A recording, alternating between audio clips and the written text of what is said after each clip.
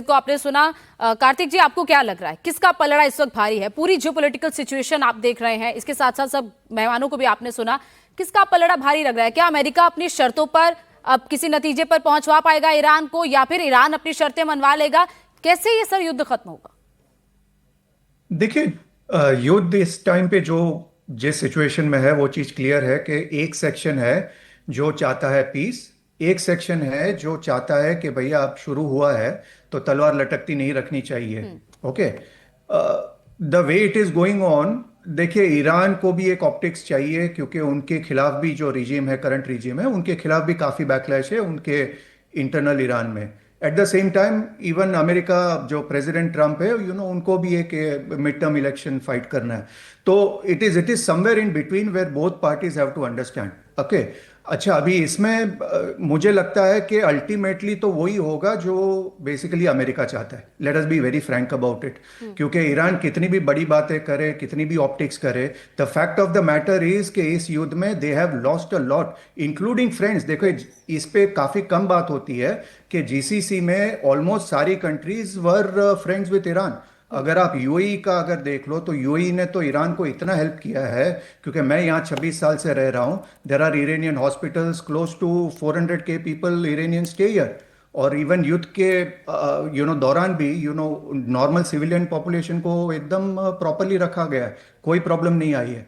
But somewhere down the line इस regime ने जो एक उनका जो यूएसपी था या जो भी सॉफ्ट कॉर्नर था with the GCC countries, by hitting the GCC countries, वो भी उनका चला गया है। एट द सेम टाइम इस रिजीम को कोई ट्रस्ट नहीं करता इवन विद इन जीसीसी, क्योंकि एक बाजू पेशकियान जी कह रहे थे कि हम यूएई पे अटैक नहीं करेंगे और 30 मिनट के अंदर आईआरजीसी ने अटैक शुरू कर दिया।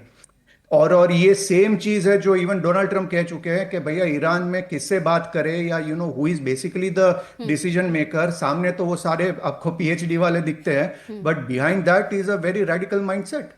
और तो this is what even American are facing, कि भैया ये एक बाजू बोलेंगे कि भैया हमको पीस चाहिए, और वो पीएचडी वाले एकदम मीडिया में आके बात करेंगे, but behind there is a regime which is highly radicalised. और ये एक सत्य है, और भारतीय को भी हमको समझना पड़ेगा कि भैया ये सेम रिजिम है जो हम पे अटैक भी कर चुका है, हमारी शिप्स पे फायरिंग कर चुका है, हमारी शिप्स को डुबो भी चुका है। तो हम ट्रंप को जो हेट है उस चक्कर में हम ये फैक्ट्स ना भूल जाए कि भैया Iran is this particular regime has not been kind to us as well.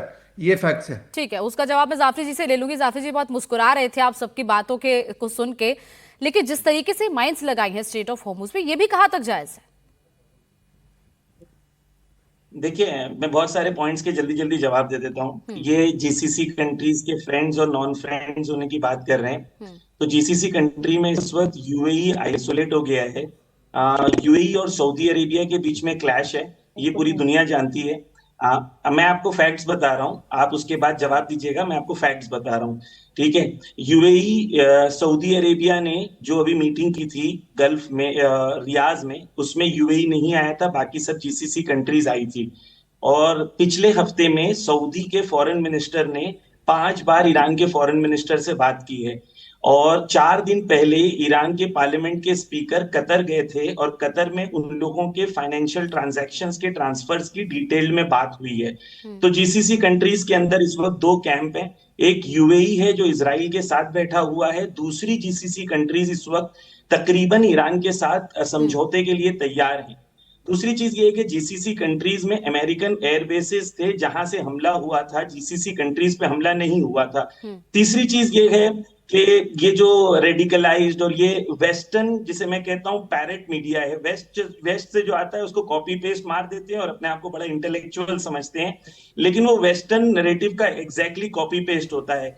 तीसरी चीज यहाँ पर कहा गया है कि भाई जो होर्मुज में वाटरवे है वो इंटरनेशनल वाटरवे है, लेकिन आर्टिकल 14 जो है वो इंटरनेशनल वाटरवेज के उसके अंदर क्लियरली मेंशन्ड है कि अगर कोई कंट्री जो 12 नॉटिकल माइल्स होते हैं वो कंट्री की टेरिटोरियल वाटर होता है, और उस टेरिटोरियल वाटर से अगर कोई शिप गुजरती है सोर्स पर, आर्टिफिशियली मेड सोर्स पर, ना कि नेचुरल सोर्स या आर्टिकल नेचुरली 14 मेड आप पढ़ स्ट्रेट पर। लीजिए, वो भी कंप्लीट, मैंने पढ़ा हुआ है। आर्टिकल 14 में मैं आपको रेफरेंस भी दे रहा हूं, उसके अंदर अगर नेचुरल वाटरवेज भी हैं 12 nautical miles is territorial water of any particular country, ये आप पढ़ लीजिएगा, सर नहीं हिलाइए, जाके पढ़ लीजिए।